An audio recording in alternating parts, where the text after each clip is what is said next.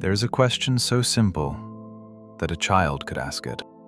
A question about something every person on Earth has seen thousands of times. And yet, for most of human history, no one stopped long enough to truly ask it. Until one quiet afternoon, under the shade of an apple tree, a young man did. That question, just one small, honest question, became the beginning of something that changed everything. You are listening to Calm English Stories, a place where real stories, told slowly and gently, help you grow in English and in life. Settle in somewhere comfortable. Let everything else go quiet. This story belongs to you. We travel back in time now. Not to a palace, not to a great city full of noise and movement. We go to a small, simple village in the English countryside. The year is 1642. The place is called Woolsthorpe. The world in 1642 looks very different from the world you know today. The streets are made of dirt. Candles give light at night. Farmers work with their hands from sunrise to sunset. The sky above them is filled with stars that no one yet fully understands. It is into this world, this quiet, wondering world, that a baby boy arrives. He is born on a cold winter day. His name is Isaac Newton. But this birth is not easy. The baby is dangerously small. The women who help deliver him are not sure he will live through the night. His mother will later say that he was so tiny she could have fit him inside a drinking cup. No one standing in that room could imagine what this small, fragile child would one day give to the world. Isaac's life begins with loss. His father dies before Isaac is even born. Then, when Isaac is only 3 years old, his mother remarries and moves away, leaving him behind in the care of his grandmother. For a small child, this is a wound that goes very deep. Isaac grows up quiet, serious, often alone. While the other children in the village play games and make noise together, Isaac sits by himself and observes. He watches how shadows move across the ground as the sun travels across the sky. He studies how water flows in streams. He builds small wooden models with careful, patient hands. Tiny windmills, little mechanical devices, things that other boys his age have no interest in. He is not the loudest child in any room. He is not the most popular. His teachers at school do not always notice anything remarkable about him, but something is happening inside him, something quiet and steady, a deep, unbreakable habit of paying attention. Isaac notices things. He wonders about things. And most importantly, he never stops wondering. Years pass. The lonely, thoughtful boy becomes a serious young man. And that young man earns his place at Cambridge University, one of the most respected places of learning in all of England. For Isaac, Cambridge feels like arriving somewhere he has always belonged. He discovers mathematics. He reads about astronomy. He studies the ideas of great thinkers who came before him. Galileo, who watched the stars and planets move. Descartes, who believed the universe could be understood through reason alone. Isaac reads everything. He fills notebook after notebook. He asks questions that his professors cannot always answer. For the first time in his life, he does not feel out of place. But then, without warning, everything stops. In 1665, a deadly disease, the Great Plague, begins spreading through England. City after city empties. People flee to the countryside. Cambridge University closes its doors and sends everyone home. For most students, this feels like a terrible interruption. Their education paused, their future uncertain. Isaac Newton packs his things and returns to Woolsthorpe, to the village where he grew up, to the quiet countryside, to the apple tree in the garden.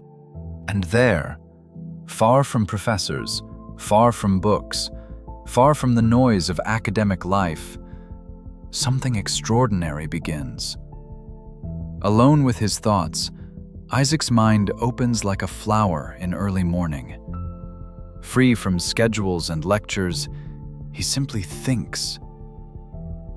Deeply, patiently, without interruption.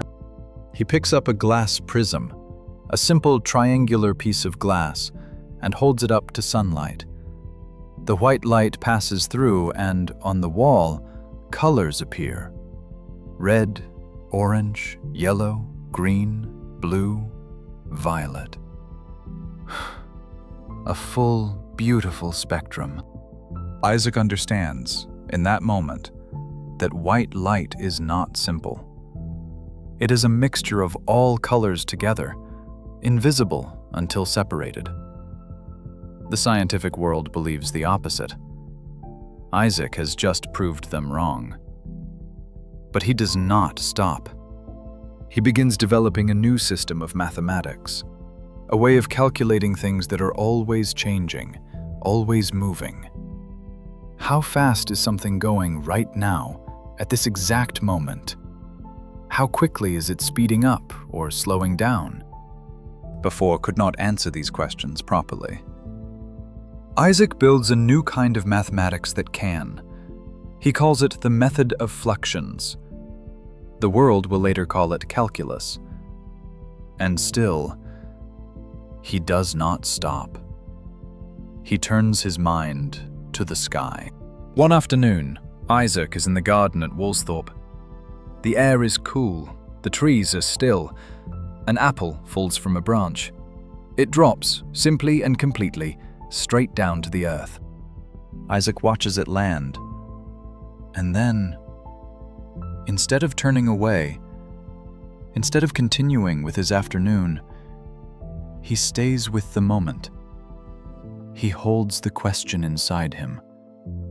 He lets it grow. Why did the apple fall downward? Not sideways, not upward. Directly, certainly, toward the ground. Something pulls it, something invisible, something that reaches from the earth up to the apple and draws it home. Isaac's mind begins to move outward from that thought. If the earth can pull an apple from a branch, can it pull things that are much farther away? Can it reach across the sky? He thinks about the moon, hanging in darkness far above the earth. The moon travels in a circle around the earth. It does not fly away into endless space. Something holds it in its path. Could it be the same force? The same invisible pull that brought the apple to the ground? Could that same force be reaching all the way to the moon? And further still, could this force extend to the planets? Could it be the reason the planets circle the sun in their steady, endless paths? Isaac sits with this idea for a long time. He does not rush. He does not guess. He calculates. He tests the idea with mathematics. He checks it again and again. And slowly, quietly, the answer reveals itself. Yes. It is the same force. One single force, reaching from every object to every other object in the universe. Every piece of matter pulls on every other piece. The apple and the earth and the moon, the sun and all its planets. He calls this force gravity. And with that one word, the universe is no longer a mystery. It is a system, a vast, ordered, mathematical system. And a man, sitting quietly in a garden in England, has begun to understand it. When the plague finally fades and Cambridge reopens, Isaac returns a different person. He is not a student finding his way anymore. He is a thinker, carrying something enormous and true. At just 26 years old, he becomes a professor at Cambridge. He builds a new kind of telescope, one that uses mirrors instead of glass, and astronomers across Europe take notice. This quiet Englishman is doing something remarkable. But Isaac is careful. He is slow to share. He wants everything to be right, completely right, before he places his ideas before the world. For years he continues working, writing, calculating, refining. Then in 1687, he publishes a book. Its full title is long and written in Latin, but its ideas are clear and permanent. Inside, Isaac Newton lays out 3 laws of motion. The first: an object at rest stays at rest, and an object in motion keeps moving, unless something acts upon it. The second: the connection between force, mass, and the way objects accelerate. The third: every action produces an equal and opposite reaction. These 3 laws, together with his understanding of gravity, explain something that had never been explained before. They describe, in clean and precise language, how everything in the physical world moves. Ocean tides, falling stones, orbiting moons, traveling planets. Scientists across Europe read the book and feel something they rarely feel. They feel that someone has finally said the truth out loud. But Isaac Newton is not only a mind, he is a person. And like all people, he carries shadows alongside his light. He has few close friendships in his life. He is private, sometimes distant. When other thinkers challenge his work, he can become defensive and difficult. There is a long, painful disagreement with another great mathematician, Gottfried Wilhelm Leibniz, over who developed calculus first. Both men worked independently and arrived at similar ideas, but instead of wonder at this parallel, there is bitterness. The argument casts a shadow over both of their lives. Newton also spends long years studying things that have nothing to do with physics. Alchemy, the ancient search for hidden transformations in nature, and theology, the study of God and the design behind all things. These parts of his life are often forgotten, but they matter. They show us that even the greatest scientific mind of his era was still searching for something beyond equations. He was searching for meaning. He believed the universe had been designed with deep, invisible intelligence, and he wanted to understand that intelligence from every angle possible. In his later years, Isaac leaves Cambridge and moves to London. He takes on an important public role, overseeing England's coins at the Royal Mint, and does this work with the same careful seriousness he brings to everything. He becomes president of the Royal Society, one of the most honored scientific organizations in the world. He holds this role for 24 years. In 1705, Queen Anne honors him with the title of Sir Isaac Newton. He never marries. He has no children. His life is devoted entirely to understanding. And in that devotion, he leaves something behind that belongs to everyone. Isaac Newton dies peacefully in 1727 at the age of 84. He is buried in Westminster Abbey, England's most honored place of rest.